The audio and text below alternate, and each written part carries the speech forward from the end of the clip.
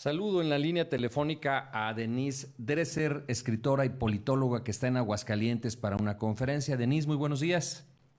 Hola, muy buenos días. Muchas gracias por el espacio. Denise, estoy viendo y todo México ve cómo el AMPA crece y toma posiciones en distintas partes de la República. El caso quizá más sonado, reciente y escandaloso, Guerrero. Utiliza incluso a lo mejor terceros para hacer presión al Estado. El Estado pues les dio muchas libertades y ahora no sabe cómo resolverlo.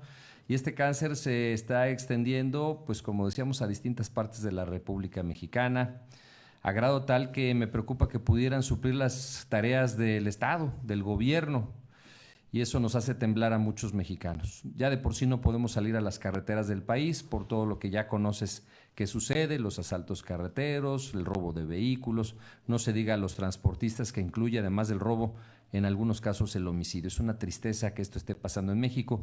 Y mi pregunta, como tu libro se titula ¿qué sigue? Sí, vengo a hablar de mi nuevo libro y de la democracia en riesgo, y sin duda el avance del crimen organizado es uno de los factores de riesgo. A raíz del fracaso de diferentes gobiernos para encarar el tema de la seguridad, Felipe Calderón sacó al ejército a las calles, Enrique Peña Nieto trató de crear la Gendarmería Nacional. Después llegó Andrés Manuel López Obrador, que en campaña prometió regresar a las Fuerzas Armadas a los cuarteles, pero acabó militarizando aún más a México.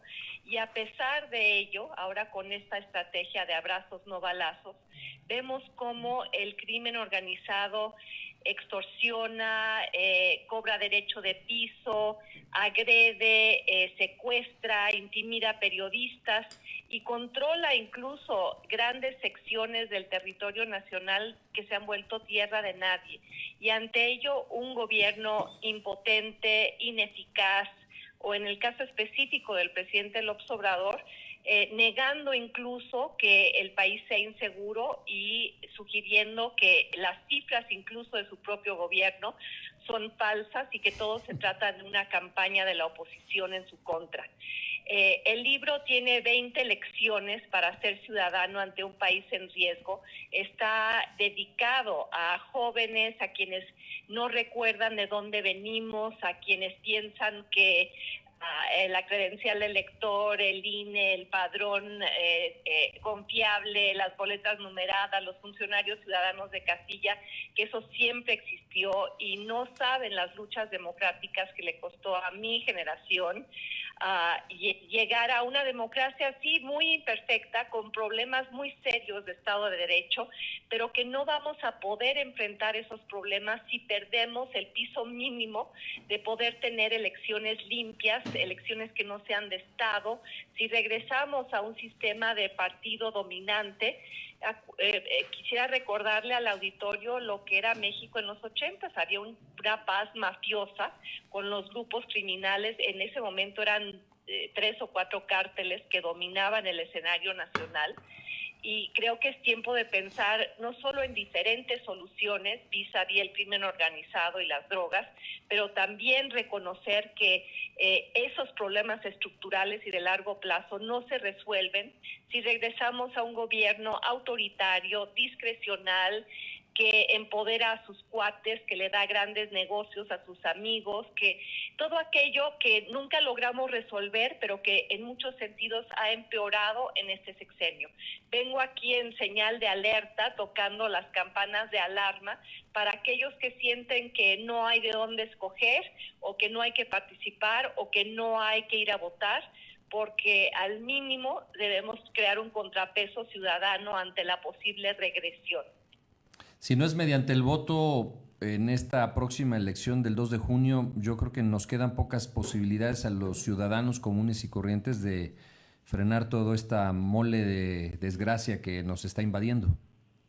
Por supuesto, ahora la ciudadanía implica mucho más que ir a votar, y por eso el libro dice cosas como: no te vuelvas porrista, reconoce la propaganda, di no al regreso de el Tlatuani o la Tlatuani, feministas siempre, machistas nunca, creer siempre en la ciencia y en los datos, porque este ha sido el gobierno de los otros datos, que ha entrañado un enorme desprecio a la ciencia, documentado ya en costos para millones de familias en México que se han quedado sin vacunas para sus hijos, sin accesos a los servicios más básicos de salud.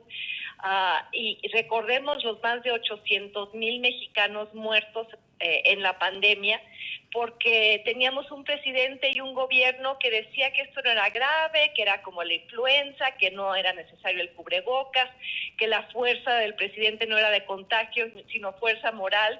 Yo estoy haciendo aquí un recuento de un sexenio que no fue lo que hubiéramos esperado, para incluso aquellas personas que teníamos la esperanza de una izquierda moderna que encarara los graves problemas de desigualdad y concentración de la riqueza en el país.